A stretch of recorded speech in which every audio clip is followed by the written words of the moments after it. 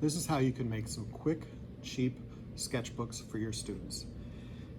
Instead of spending lots and lots of money on blank sketchbooks, you can make your own, and sometimes for almost free.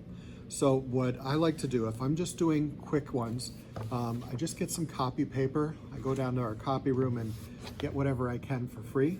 And then I can get a thicker kind of paper, and there's two ways to do this. You can buy index paper, which is kind of that thick paper, the same size as the copy paper. Or if you want to have a spine on the book, then you can get your medium-sized drawing paper, cut it down to 11 tall and about 17.5 wide. Really, you got to think of 17 as the width of 2 pages, because if we put this in here, it's going to open up.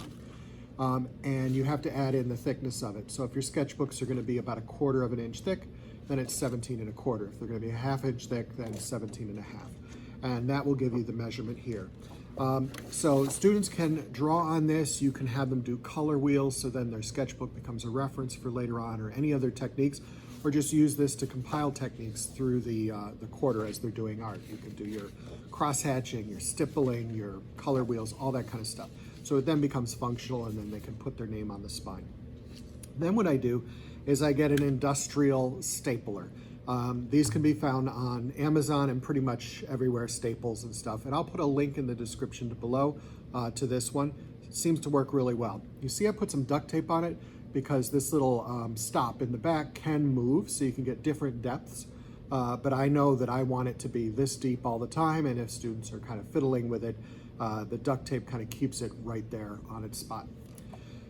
Based on how thick you want your books to be is kind of the staples you're going to need to get. So I have some that are 1/2 inch thick, which will staple about 90 pages. And then I have some that are 3/4 of an inch thick. This will do about 150 pages, up to about 160. And you don't want to use a staple that's too big for what it is you're creating. So if you're using the index paper, well, that's really easy. You just put one on the front, one on the back, and then you put 3 staples down the side. I always do a middle staple first, and then the upper and lower staple, because the paper can kind of fan out, and then it looks funky at the end. So that's one way to do it if you're not really worried about a spine. If you want to do more of a traditional book with a spine, then again, you're going to take your paper, your 11 by 17.5, whatever that is. What I sometimes will have students do is they'll take their paper, put it on the right side, draw a line, put it on the left side, draw a line, and then they fold on those lines, and that's how you can get it folded and still have a little room for the spine. And then all they do is they can line up if you have only one stapler, or like me, over the years, every year I buy one, and I have enough for each group to have their own jumbo stapler.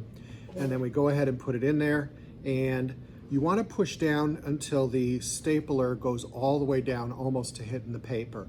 I tell my students, because if you don't press hard enough, it kind of jams a little bit. So I tell my students, pretend there's a nasty bug under there, and you want to make sure it's dead. So they go down, and I'm like, get that nasty bug, and then that comes up. Then that staple will go all the way through, and then I do it from the top, and then again from the bottom. And then you have a very quick and cheap sketchbook that students can use, put their name on it, and then do your designs on there. So if you like that, go ahead, click subscribe, like, share this video, and see what else I have to offer on artheadguru.com. Thank you.